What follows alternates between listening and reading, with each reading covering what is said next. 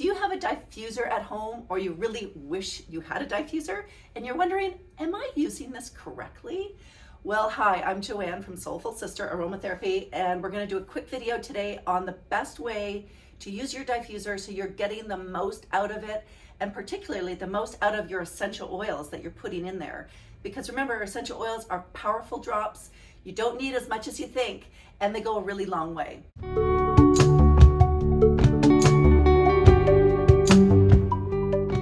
So let's get right into it. Your diffuser probably looks something like one of these. They come in all kinds of shapes and sizes, and they all do the exact same thing. So no matter what your diffuser, this will help you use yours better. They are an electronic device that stimulates the water and releases a slow steam. And what it does, it breaks up, it's called ultrasonic, and it breaks up the particles of the essential oil and releases them into the air as the aromatic molecules that you can breathe in.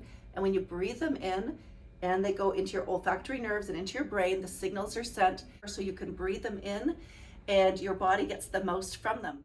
So this is a larger diffuser, and this would be perfect for a living room, a larger space in your home. I wouldn't suggest it for a bedroom because it is quite a big diffuser. So the smaller diffuser goes in a smaller space, bigger diffuser in a bigger space. Now, we're gonna look in the diffuser. Not all of them have it, but this diffuser does. Has a minimum and a maximum line. The good thing to know about diffusers is they have auto shut off, so they will not run without water. You cannot make this go. It has no water in it. So I'm gonna take my water jug. Now, it's best if you do have some kind of filtered water and things are filtered out, but if you don't sweat it. Put your tap water in and just go for it from there. This is filtered water. And I'm gonna fill it, as you can see. I'm going to put the water in and I'm going up. I prefer to go just under the max line. Not all of the diffusers say minimum maximum, but usually they have a ridge or some kind of marker that says this is maximum. Here's the thing about diffusers. If you fill it to the top past the max line, your diffuser won't work. You haven't broken it, you've done no damage, but it also just won't run. It has to be below the max line for the diffuser to turn on. So don't think your diffuser's broken if it doesn't work because you have too much water. Okay, so I filled it up just under the max line. Here's the fun part. What essential oil should I put in my diffuser? Well, I'd say one of the main reasons people have a diffuser is in their bedroom for sleep. So I'm going to add the Deep Sleep Essential Oil to the diffuser, and this is our #1 seller oil at Soulful Sister. And sleep is a major issue for people, so people put things like lavender or maybe orange or ylang ylang for sleep. In this diffuser, I'm going to be adding 4 to 5 drops of essential oil. So you don't need 8 or 10. It's actually just too much essential oil for your diffuser. So I'm going to add 1, 2, 3, 4. Start with less. I like to start with 4 and then move to 5 if I need to, and then turn it on. Now the settings of diffusers are all going to be different depending on your diffusers. Some of them have an on switch, but it's actually settings that says you push it on, but it says 1 hour, 6 hours on, or something like that. I like to keep pressing that until it goes to on, which means it'll run until it runs out of water. If you're using it therapeutically, you might want to put it on for an hour. That's a whole different discussion about using it a different way. But for now, we're just going to turn the diffuser on. So you can see the slow steam, and it's not like hot steam. It's always like a coolish, maybe warm steam. So this is nothing hot. And then you can smell this essential oils quite strongly from your diffuser right away, and you just leave it on. If you want a little bit more therapy out of it, you can actually, like I'm doing, lean right over and breathe it in directly from the diffuser, or you can just let it diffuse your space. Those are 2 great choices to use your diffuser. Another great question that we get at Soulful Sister is, why don't I smell my oils out of my diffuser for very long? Well, it could be that you're putting in a lot of citrus oils. This is organic lemon and grapefruit. And citrus oils are what we call top notes, and they're very high energy, they're gorgeous, they're bright, they're happy.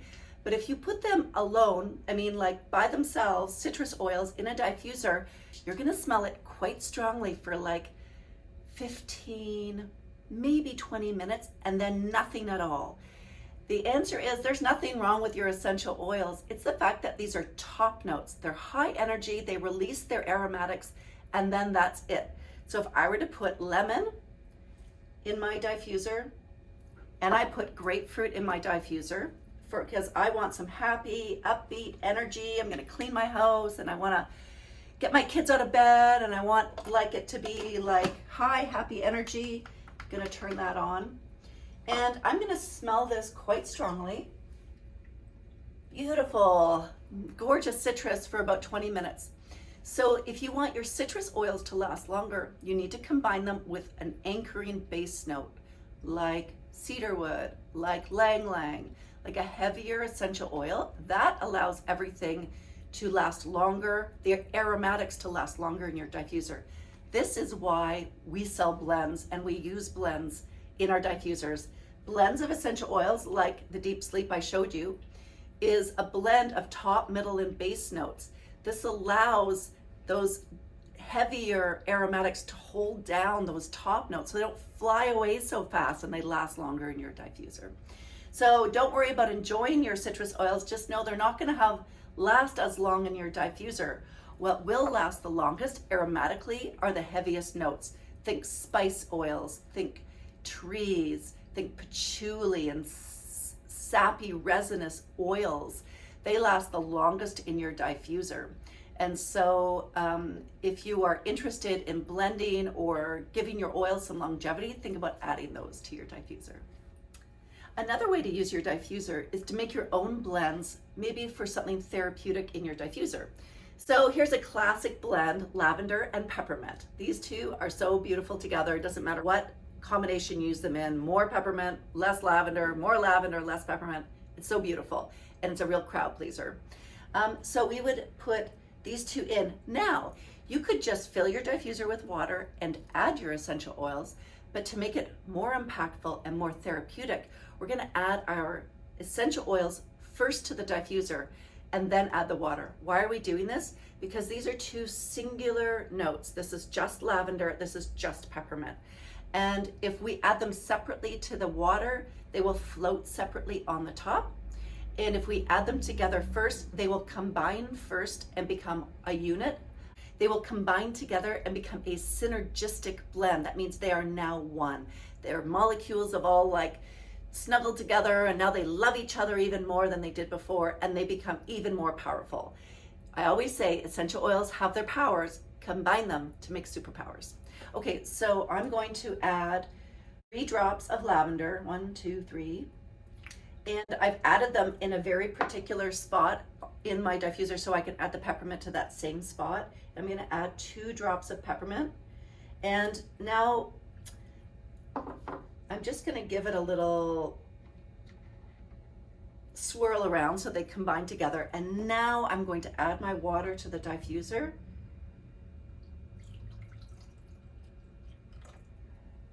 And of course, I'm going to turn it on. And this is such a beautiful, beautiful blend, and it's a much more profound, therapeutic way to use your essential oils. So if you really are making your own blends and you're learning about essential oils and how to use them, this is a really great way. It also leads us into cleaning that diffuser so that you maybe get the other aromatics out before you're adding your synergistic blend or your healing blend or your sleep blend. So we actually have a great video on how to clean your diffuser. It's not always necessary to do it, but it is if you're, say, going from something heavy like patchouli to something light like peppermint, then you'll notice a film around your diffuser, super easy to clean. Use a tissue, use rubbing alcohol. And if you want to learn more about cleaning your diffuser, please check out our video on diffuser cleaning because it's awesome. Okay, last thing about using your diffuser are the cautions. We always have cautions. What should we do, shouldn't we do? There are don'ts with your diffuser. Don't put an animal in a room with a diffuser running and close the door. So also with that, don't put small children in a room with a diffuser running and close the door, like children's bedrooms.